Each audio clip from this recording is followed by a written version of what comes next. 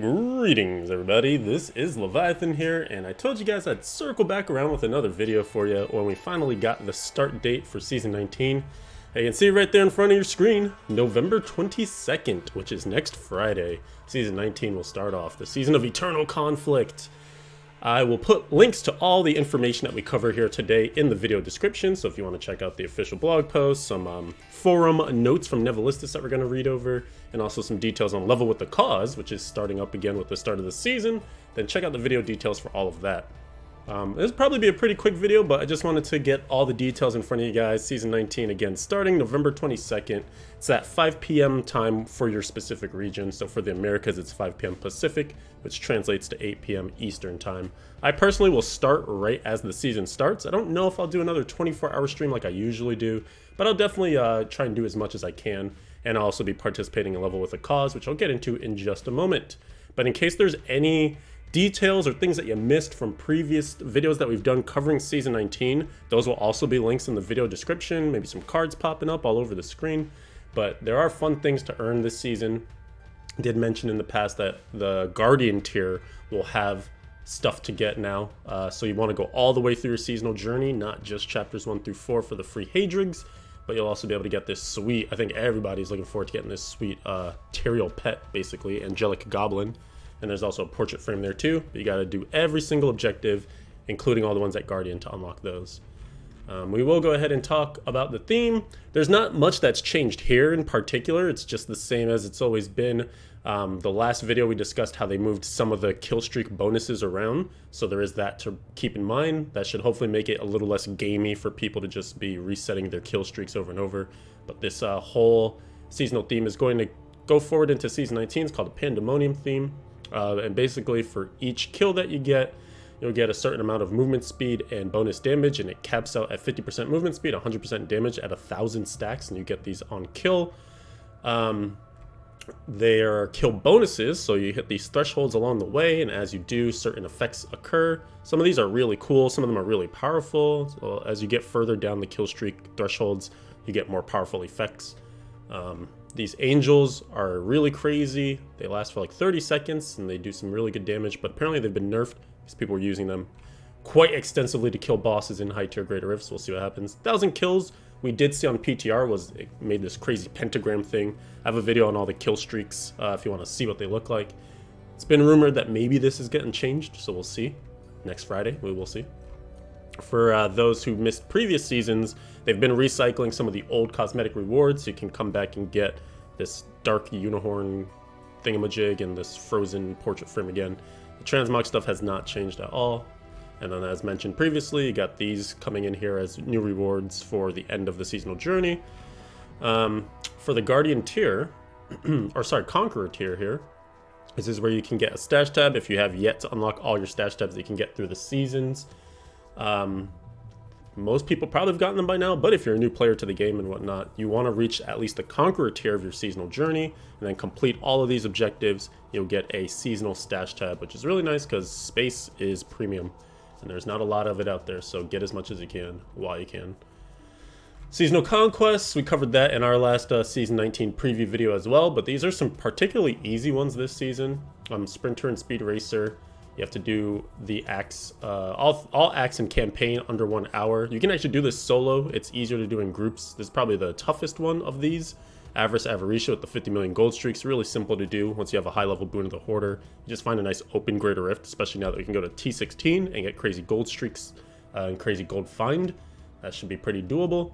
On a good day, and I Can't Stop is just leveling your gems through greater rifts up to 65. You'll get that just by playing the game. On your way to unlocking your primals. And there's also another conquest that slots in very nicely with that, which is Divinity and Lionhearted. You want to get to greater of 75 for that one. So you basically just on, pit stop to do your 70 to unlock primals, and then the next stop is to 75 to get this conquest done. And even if you skip over, by the way, I don't know if people know this, but if you do 75 as your first GR, it just gives you the unlock for primals too. So like for primals, the way to think of it is that you just have to do a GR 70 or higher. And once you've done that, you unlock primals. So you don't even have to do 70 specifically if you wanted to do 2 birds, 1 stone. And last but not least, the Throne Superhuman. This one's been super trivialized now that the gem that gives you your free Legacy of Dreams exists. or Legacy of Nightmares, Legacy of Dreams gem. You basically take that and you're fine. You can use any combination of legendary items and get this GR done. GR 45, no set pieces. And you can't wear any green pieces, no set pieces at all. But again, if you have Legacy of Dreams, it gives you a lot of power for not using set pieces. And this super trivializes that one. Now the Hadrix gifts we discussed previously as well, but just a quick refresher. Wrath of the Waste, Roland's Legacy, Unhallowed Essence, Raiment of a Thousand Storms, Rathma set, Helltooth, and Tal Rasha. For all the classes alphabetically there. One thing you may note is like, hey, there's new sets for these new classes, or for the classes, Crusaders and Monks, why aren't they here? There was a note, I think it was in somebody's stream, where I think Nevalistis mentioned that there will not be a change to the rotation of the Hadrix gifts until every class has gotten its new set. And those new sets are rolling out piece by piece through the forthcoming seasons. So that means that eventually, maybe like 3 seasons from now, every class will have a new set, and then that is when we'll see a change to the Hadrix, because they'll just add in a rotation for the new sets for every class. But until then, it'll be the same standard for rotations that we know. So, that being said, I'm going to start Demon Hunter, because UE start is actually insane. It's so juicy. So I'm looking forward to that, and then I'll transition from there into whatever else I want to play, maybe Barbarian, maybe Crusader. These are the patch notes that we discussed in our very last video, so I won't even go through this again. I'll just link to it. And there are some things to note as well, because there are some changes that are going to be coming between now and the start of Season 19, and we're going to cover those in just a moment. But here's just some final things. Season 19, again, starts Friday, November 22nd. Drill it into your heads. And also, by the way, if you're watching this today or maybe tomorrow, do not do next week's Challenge Rift. The Challenge Rift that starts on the 18th of November, leave that until the season starts, and then when you have your seasonal character and everything, go and do that, because you can get a nice boost by completing the challenge rift and getting the cash that you get from it on your seasonal character. You just get tons of materials and things, allow you to get a really fast start and get to level 70 much quicker. So make sure to not do that if you want that quick start. They're mentioning all the normal stuff they usually mention for seasons. It goes live for the console Friday, November 22nd at 5 p.m. Pacific, regardless of the region. That's for console specifically. Season 19, there's no approximate end date. They're just going to give us the 2-week warning. They used to give us a potential end date, but they've gone away from that now. So just look out for the 2-week warning.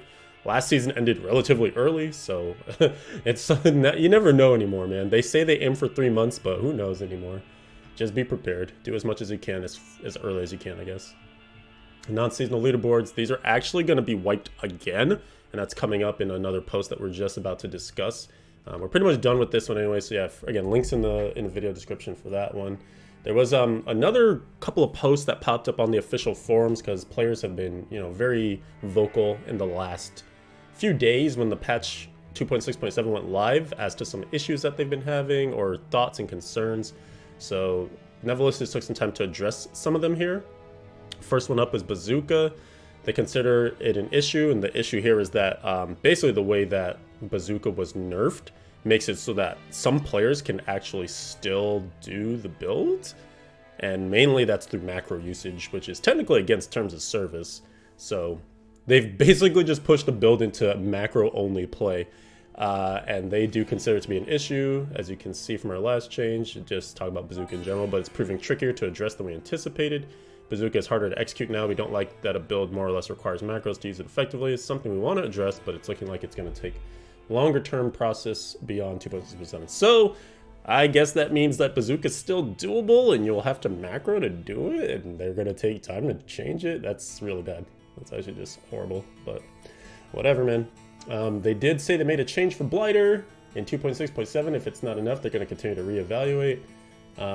So basically, they made this change to Blighter to make it so that Thorn's Necros weren't like the end-all be-all for RGK, like fishing for a Blighter only, basically. They're saying if it's not enough, then they'll go ahead and make further changes to it. Cool. I don't participate enough in the 4-player meta to really understand, or not understand, but to really care too much about all this. But obviously, it's important to the players that are there. This is the most important thing in this post, though, is they're going to be releasing a small balance patch between now and the start of Season 19 to address balance concerns that the community has brought up. They're still getting final details, and I actually do have those. We'll go over that in like the next minute or so. They mentioned here, like I was just talking about, they're going to reset the era since they will be releasing a small balance patch. Because basically what happened, for those of you that have seen what's gone down for the last couple of days, is Crusaders came in way too powerful with the Aegis of Valor set. It's all based around Heaven's Fury now, which truly disappoints me because I wanted Fist of the Heavens to really shine. But whatever, it's personal. And so the way that build has always worked is the Shield of Fury is just insane. Like, it continues to stack against enemies, and you just get insane amounts of powers now that there's so many multipliers through the new set for Heaven's Fury. So people are doing like GR 150s, and obviously it's non-seasonal, but if they don't want players to be there yet, then you can't have one build that does it and then every other build lagging behind. So it's going to be something that gets changed. And then lastly, they had another mention here. They don't want to nerf things to the ground, but they do want to pull them back. So if Aegis of Valor continues to need adjustments afterwards in either direction, they're going to look at it in the long run. Got to find the right balance. Takes a few tries. Appreciate your patience. More stuff about feedback and stuff like that. This is pretty interesting here too. They mentioned that there will be a blog from the development team on Greater Rift level cap and the philosophy and approach around game balance. This should be coming in the future, which is pretty interesting because I know a lot of people have discussed whether the Greater Rift level cap should be raised above 150 or like rebalanced so it's harder to get to, or a whole bunch of different approaches that you would take to it. So it'll be interesting to hear where Blizzard sees like capability of reaching 150. 4-player groups do it all the time, especially in the last couple of seasons. Is that what they intend? Has it gone too far? There's so much power creep in the game now. It'll be interesting to see exactly what their philosophy is going forward. As mentioned, this 2.6.7a update is going to come probably on Tuesday, I would guess. It's going to come before the next season starts. It's in reaction to what's been occurring on the patches thus far. So as mentioned, Crusaders, very strong. Barbarians, very unhappy with their status. So they basically address both of those things and a couple other things. Just a quick early mention here is a small update. It's going to address some balance. It's not going to resolve every balance issue. Not enough time that would be needed for QA verification and patch submission for all platforms. They're committed to continuing to balance with community feedback in mind as they release additional patches through 2020. So basically the idea is, use your voice. It'll be heard. They'll continue to make more and more changes to hopefully please players. So, Lamentation, all you barbs, you let yourselves be heard, and they are putting a power back on the Lamentation belt. So Rend will get its multiplier back, but not as big as it used to be, 100 to 150%. It should definitely make a lot of players happy, because that means whirlwinding with Rend should be a lot more powerful. So sweet. They said they overshot it on the PTR, however they undershot it for the actual live patch by removing the bonus completely. Read a ton of feedback, did their internal testing. There's a middle ground. Hopefully it'll be good. For Shield of Fury, like I was mentioning, just a shield that stacks infinitely to increase your damage for Heaven's Fury. It's capped now at 20 stacks. Some people are saying this is still a lot. It should actually still be fine, but we'll see, I guess. I don't know if it's enough. Maybe they'll have to cap it further. But basically this was like Bone Ringer, and they changed Bone Ringer. So it only makes sense that this also got the same sort of like touch that Bone Ringer did. Crusader is really, really strong. Super overshot it. They love to see Crusader performing better with the new set, and the cap should rein in the damage to a more reasonable level. I imagine this might not be the end of changes for Aegis of Valor, but we'll see. That's something at least they're trying. There was a bug for the Patterns of Justice, which is the Monk set. We fixed an issue where Tempest Rush Flurry did not benefit from the 6-piece bonus when canceling Tempest Rush. I know I saw Tuba in my Discord talking a lot about this one, so I think that should be a good note. Because there were ways to make it work, but apparently they were kind of sketchy or like just didn't feel good to do. This did not get resolved for the console, unfortunately, but it will be in a future console patch. Fjord Cutter, there was an issue that was increasing all damage to slowed or chilled enemies instead of just seismic slam damage. That's interesting, so that's gotten changed. And last but not least, there's a bug fix for Epiphany with Won Kim Lao, where it would trigger teleporting while channeling Tempest Rush electric fields. Interesting, so that got fixed. There's still a lot of other things that they want to address. Rathma Necro, Bazooka Wizard, and Demon Hunter performance. Oh my god, what? Please help Demon Hunters. Impale Bracers. Impale Bracers. I'm just going to keep saying it until it happens. We need help for Impale, please. Among other concerns for other classes slated for future patches, not ready to deploy changes on those fronts, but they're going to continue to go through the feedback and iterate. Please keep making your voice heard. They also are looking, this is probably a good change here, to extend future PTRs for patches that include additional set items, because 1 week, as most people realized, is just not enough time to test at all. There's so much that happens with new sets and the different powers that go into it and stuff. You need a lot of time to see what the push and pull will be, to make changes, up numbers, nerf numbers, whatever. I think having maybe like 2 to 3 weeks for PTRs will be a lot better. Even if it means the patches come out slower, I think that's fine. I think players just want to play a good patch in general. So making sure it gets right on PTR is the best thing for sure. Otherwise, just stuff about communication. They want to make sure they talk to us as much as they can. They're going to work on it. New process, blah, blah, blah, blah. So again, if you want to read that in full in the video description, links to that. Good stuff here. I think it's great that Nevalistis in general has been communicating with the community as much as she has, because a lot of players can just feel like they're yelling into the air, and that would suck. Because then it's just like, I'm angry and nothing's happening, and at least you can have an idea of like, this is what we're working on. This is an agile, adaptation to make changes before the season starts. So hopefully the season will be a bit more competitive and fair. So it's good. Last but not least, level with the cause is a thing that Wolfcryer does. He's another one of the members of our community, streams, makes videos. You guys should know him by now. This is happening for the opening weekend of season 19, which again starts November 22nd. I will be participating or raising money for Save the Children. It's a really great cause to work with. I've done this in the past and it's been really successful, so I'm hoping to do a lot with that again. Come up with some fun stuff in general, just try to spread some goodwill and some good cheer throughout the Diablo community for, people that need help. So if you guys want to participate yourselves, there's this website. I'll link to it in the video description. Ways to join, campaigns to look out for. You can help cheer on and donate with your favorite streamer, etc. So look out for a whole bunch of LWAC streams. It should be really great. Looking forward to season 19. I think it'll be fun. I'll be playing at least a decent amount in the beginning of the season. I'm not entirely sure how much I'll do it throughout the season, but I'm somewhat hyped. So hope you guys are too. Hop in the comments, let me know what you're thinking about, what plans you've got for seasonal start now that you know when it's going to start, all that good stuff. Make sure you sub to the channel so you don't miss any future videos. Thank you for watching. I'll see you in the next one. Everybody have a great day, and November 22nd, we'll see you there.